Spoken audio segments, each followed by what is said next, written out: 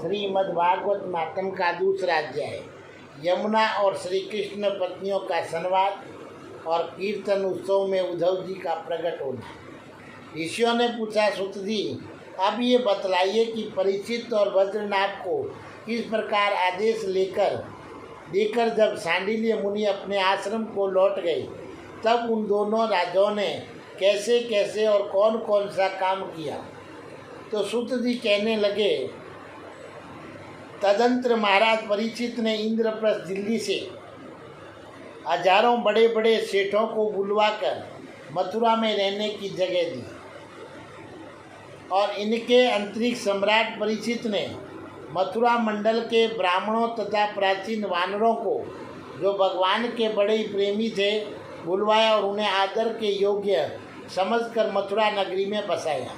इस प्रकार राजा परीक्षित की सहायता और महर्षि सांडिल्य की कृपा से वज्रनाभ ने क्रमशः उन सभी स्थानों की खोज की जहाँ भगवान श्री कृष्ण अपने प्रेमी गोपियों के साथ नाना प्रकार की लीलाएं करते थे।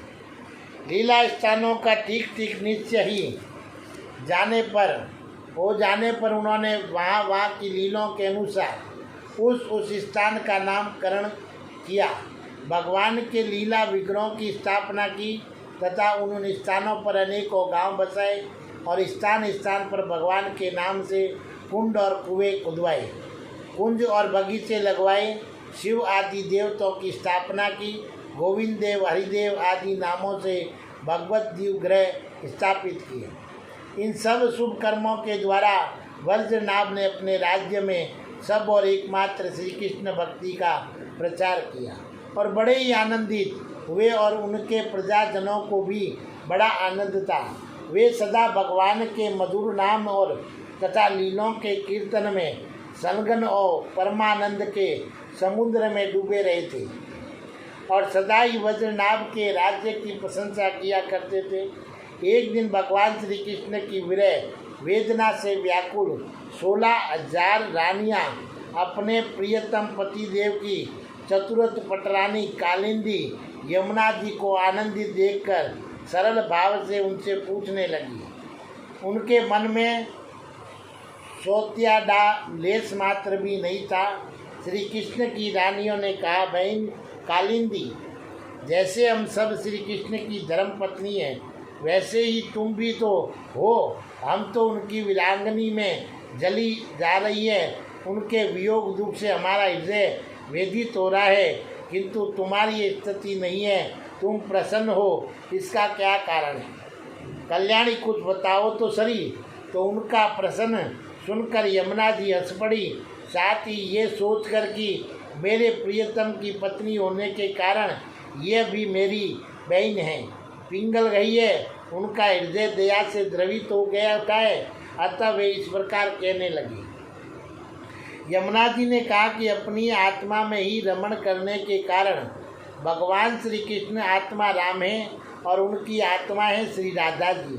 मैं दासी की भांति राधा जी की सेवा करती रहती हूँ और उनकी सेवा का ही ये प्रभाव है कि विरह हमारा स्पर्श कर सकता है।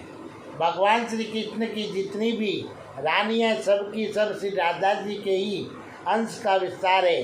भगवान श्री कृष्ण और राधा सदा ही दूसरे के सन्मुख है, उनका परस्पर नित्य सहयोग है।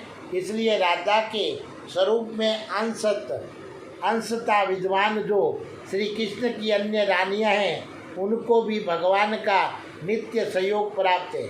श्री कृष्ण ही राधा है और राधा ही श्री कृष्ण है। उन दोनों का प्रेम ही वंशी है तथा राधा की प्यारी सखी चंद्रावली भी श्री कृष्ण चरणों के नख रूपी चंद्रमाओं की सेवा में आसक्त रहने के कारण ही चंद्रावली नाम से कही जाती है। श्री राधा और श्री कृष्ण की सेवा में उसकी बड़ी लालसा, बड़ी लगन है, इसलिए वह कोई दूसरा स्वरूप धारण नहीं करती। मैंने यही श्री राधा में ही रुक्मणी आदि का समावेश देखा है। तुम लोगों का भी सनवास में श्री कृष्ण के साथ योग नहीं हुआ है, किंतु तुम इस रहस्य को इस रूप में जानती नहीं हो, इसलिए इतनी व्याकुल हो रही हो। इस प्रकार पहले भी जब अंकुर श्री कृष्ण को नंदगांव से मथुरा में ले आए थे, उस अवसर पर जो गोपियों को श्री कृष्ण से विरह की प्रतीति हुई थी, वे भी वास्तविक विरह नहीं है, केवल विरह का वास्ता। इस बात को जब तक वे नहीं जानती थी तब तक उन्हें बड़ा कष्ट था। फिर जब उद्धव जी ने आकर उनका समाधान किया तब वे इस बात को समझ सकी। यदि तुम्हें भी उद्धव जी का सत्संग प्राप्त हो जाए तो तुम सब भी अपने प्रियतम श्री कृष्ण के साथ नित्य विहार का सुख प्राप्त कर लोगी। तो सूत जी कहते हैं कि श्री ऋषि गण जब उन्होंने इस प्रकार समझाया तब श्री कृष्ण की पत्नियां सदा प्रसन्न रहने वाली यमुना जी से पुनः बोली। उस समय उनके हृदय में इस बात की बड़ी लालसा थी कि किसी उपाय से उद्धव जी का दर्शन हो और जिससे हमें अपने प्रियतम के नित्य सहयोग का सौभाग्य प्राप्त हो सके। तो श्री कृष्ण जी ने कहा, सखी तुम्हारा ही जीवन धन्य है, क्योंकि तुम्हें कभी भी अपने प्राणनाथ के वियोग का दुख नहीं भोगना पड़ा।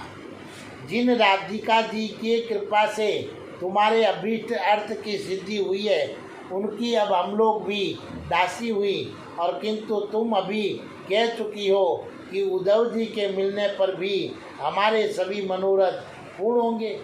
इसलिए कालिंदी अब ऐसा कोई उपाय बताओ जिससे उद्धव जी भी शीघ्र ही मिल जाए।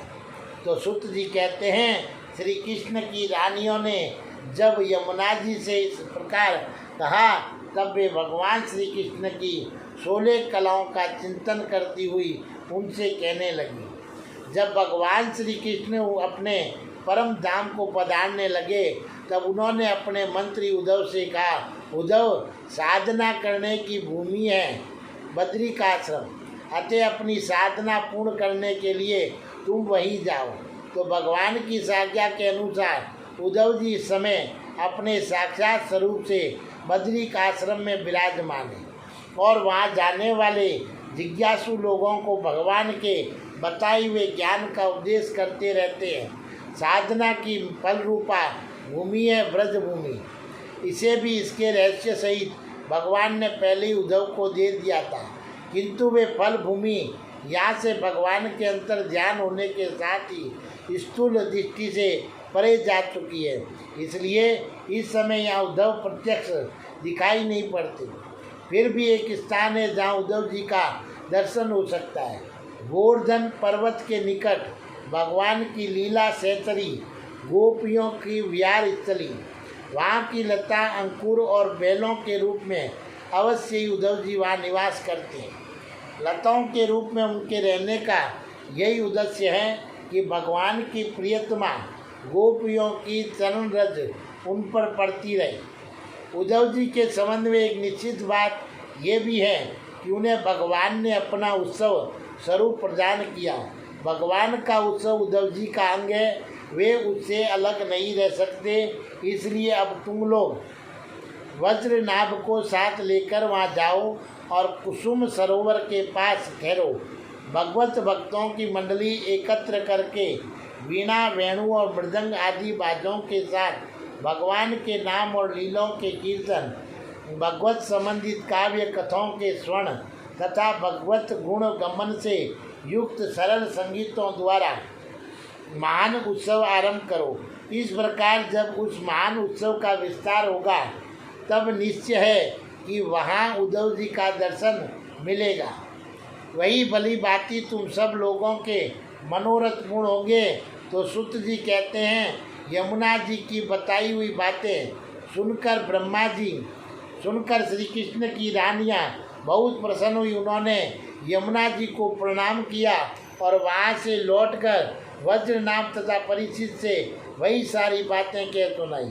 तब बातें सुनकर परीक्षित को बड़ी प्रसन्नता हुई और उन्होंने वज्रनाभ तथा श्री कृष्ण पत्नियों को उसी समय साथ ले उस स्थान पर पहुंचकर तत्काल वह सब कार्य आरंभ करवा दिए जो कि यमुना जी ने बताया था। गोवर्धन के निकट वृंदावन के भीतर कुसुम सरोवर पर जो सखियों की विहार स्थली है वहाँ श्री कृष्ण कीर्तन का उत्सव आरंभ हुआ है। वर्ष भानुनंदिनी श्री राधा जी तथा उनके प्रियतम श्री कृष्ण की वह लीला भूमि व जब साक्षात संकीर्तन की शोभा से संपन्न हो गई है, उस समय वहाँ रहने वाली भक्तजन एकाग्र हो गए। उनकी दृष्टि उनके मन की वृत्ति कहीं अन्यत्र न पै जाती थी। तदंतर सबके देखते देखते वहाँ पहले हुए तृण गुल्म और लताओं के समूचे प्रकट होकर श्री उद्धव जी सबके सामने आए। उनका शरीर श्याम वर्ण था, उसका पीताम्बर शोभा पा रहा था। वे गले में वनमाला और गुंजों की माला धारण किए हुए थे तथा मुख से बारंबार गोपी वल्लभ श्री कृष्ण की मधुर लीला का गान कर रहे थे। उद्धव जी के आगमन से उस संकीर्तन उत्सव की शोभा कई गुनी बढ़ गई। जैसे सपटिक मणि की बनी हुई अटलांटिका की छत पर चांदनी छिटकाने से उनकी शोभा बहुत बढ़ जाती है। उस समय सभी लोग आनंद के समुद्र में निमग्न हो अपना सब कुछ भूल गए और शुद्ध बुद्ध खो बैठे। थोड़ी देर बाद जब उनकी चेतना दिव्य लोक से नीचे आई, अर्थात जब उन्हें होश हुआ, तब उद्धव जी को भगवान श्री कृष्ण के स्वरूप में उपस्थित देख अपना मनोरथ पूर्ण हो जाने के कारण प्रसन्न हो वे उनकी पूजा करने लगे। बोलिए श्री कृष्ण भगवान की जय।